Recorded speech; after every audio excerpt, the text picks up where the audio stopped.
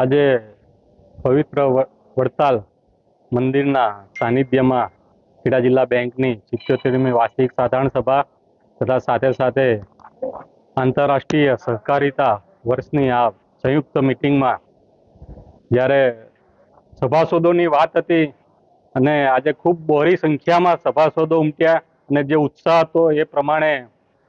બેંકની જે કામગીરી હતી ત્યાંથી ખૂબ જ પ્રસન્ન હતા. એવું દરેક સભાસદોના અત્યારે તમે પણ નિહાળ્યું હશે કે સભાસદોના મોઢે આજ સુધી કેડીસીની બેંકની શું વ્યાખ્યા હતી ને અત્યારે શું વ્યાખ્યા છે. આજે જ્યારે 2022થી અમારી ટીમે બેંકમાં શરૂઆત કરી તે આજે 2025 દરમિયાન બેંકનો જે નફો 13 કરોડ હતો તે આજે 32 કરોડ જેવી માતબર રકમનો થયો છે. તેવી જ રીતે કાર્ય ભંડોળ પણ ખૂબ જ મોટી પ્રમાણમાં વધ્યું કે જેમ કે 2700 કરોડ હતું એ અત્યારે 4400 કરોડ છે. તેની સાથે સાથે બેંકની એનપીએમાં ધરખમ ઘટાડો કર્યો, જેનો શ્રેય અમારા બેંકના ચેરમેનશ્રી તથા કમિટી સભ્યોનો છે તથા કર્મચારી મંડળનો છે. અને આજે બેંકનું ખૂબ જ સારું આગવું સ્થાન આજે ગુજરાત રાજ્યની હરોળ બેંકોમાં પહોંચ્યું છે. આજે ગુજરાતની સહકારી પ્રવૃત્તિની અંદર 77 વર્ષથી સેવા આપતી બૃહદ ખેડા જિલ્લા મધ્યસ્થ સહકારી બેંક, જેના વતી અમૂલનું પણ સામ્રાજ્ય ખૂબ વિરાટ વટવૃક્ષ તરફ બન્યું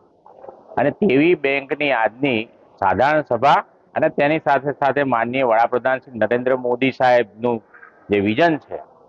એ વાતને આંતરરાષ્ટ્રીય સહકારિતા વર્ષની ઉજવણીના ભાગરૂપે આજે વડતાલના તીર્થધામમાં મોટા વિશાળ હોલની અંદર 5 થી 6 હજાર જેવી સભાસદ મંડળીઓના હોદ્દેદારો અને બેંકની સાથે ખભે ખભો મિલાવી અને ખાતા ધારકો ઉપસ્થિત રહ્યા હતા.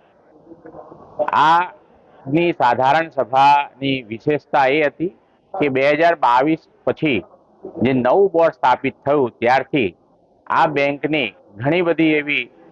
યોજનાઓ જે સામાન્ય માણસ સુધી પહોંચી શકે, ડિજિટલ ભારતની ક્રાંતિ તરફ જઈ શકે અને પેપરલેસ બેન્કિંગ અને લોકોને ધક્કા ના ખાવા પડે, પોતાને સરળતાથી ધિરાણ મળી શકે, ખેડૂતોને સરકારી નીતિ મુજબ 0 રેટ ઓફ ઇન્ટરેસ્ટથી એમને લોન મળી શકે, એ બધા જ વિષયોને આવરી લઈ અને આજે બેંકની 77મી વાર્ષિક સાધારણ સભાની અંદર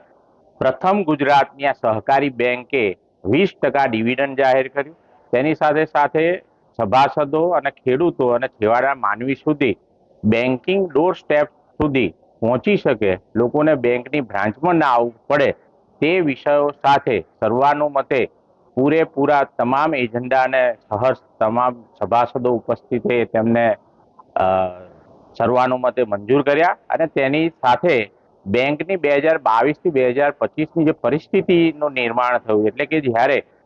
77 વર્ષના ગાળાની અંદર 75 વર્ષની અંદર બેંક 2022ના સમયે ફક્ત 2700 કરોડનો વેપાર હતો, તેની સામે આજે આ નવા મેનેજમેન્ટે એટલે કે 2025ના વર્ષમાં આ બેંક 4400 કરોડને પાર કરી એ જ બતાવે છે કે લોકોને doorstep banking, digital banking, loan management system, WhatsApp banking, tablet banking, આ બધી જ સીએસસી ઘણી બધી એવી સુવિધાઓ લોકો સુધી પહોંચાડવાની કોશિશ કરી છે અને તેને જ આજે ગુજરાત રાજ્ય સહકારી બેંકના ચેરમેન અજયભાઈ સાહેબ, નાફેડના ચેરમેન અને ગુજરાતના ઉપાધ્યક્ષ વિધાનસભાના જેઠાભાઈ આહિર સાહેબ અને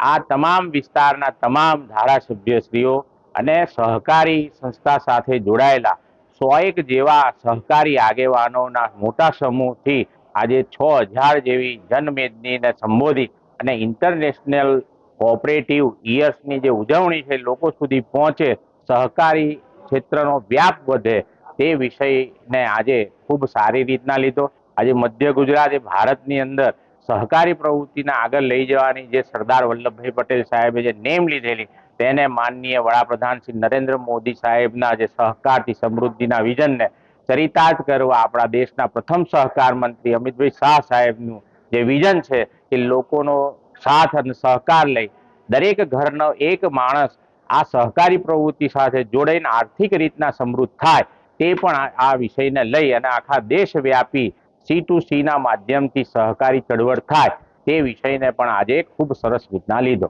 તેની અંદર GSC બેંકના